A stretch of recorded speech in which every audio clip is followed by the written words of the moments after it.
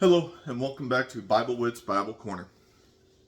Today we're going to continue with the plagues, and we're going to talk about the third plague, the plague of gnats. So this will be Exodus chapter 8, verses 16 through 19, starting with the English Standard Version. Then the Lord said to Moses, "Say to Aaron, stretch out your staff, and strike the dust of the earth, so that it may become gnats in all the land of Egypt."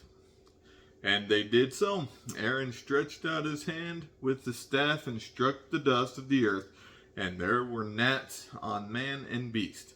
All of the dust of the earth became gnats in all of the land of Egypt. The magicians tried their secret arts to produce gnats, but they could not.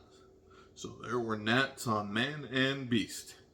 Then the magicians said to Pharaoh, "This is the finger of God." But Pharaoh's heart was hardened, and he would not listen to them. So the Lord as the Lord had said. All right, now the New Century Version. Then the Lord said to Moses, "Tell Aaron to raise his walking stick and strike the dust on the ground. Then everywhere in Egypt, the dust will change into gnats." They did this, and when Aaron raised the walking stick that was in his hand and struck the dust on the ground, everywhere in Egypt the dust changed into gnats. The gnats got on the people and on the animals. Using their tricks, the magicians tried the same thing, but they could not make the dust change into gnats. The gnats remained on the people and the animals. So the magicians told the king that the power of God had done this. But the king was stubborn, and he refused to listen to them, just as the Lord had said. Okay, so here we are. This is plague number 3. Moses and Aaron are trying to get the people out of Egypt so they can go into the promised land. And this trick here, we find out that the magicians cannot duplicate. So the magicians admit, hey, we can't do this. This has to be God.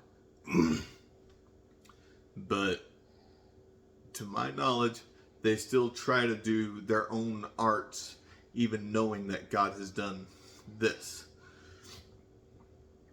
So we've had water turned to blood. We've had frogs all over the land of Egypt. Now we have gnats all over the land of Egypt, resting on the people, on the animals, being an irritation to everything.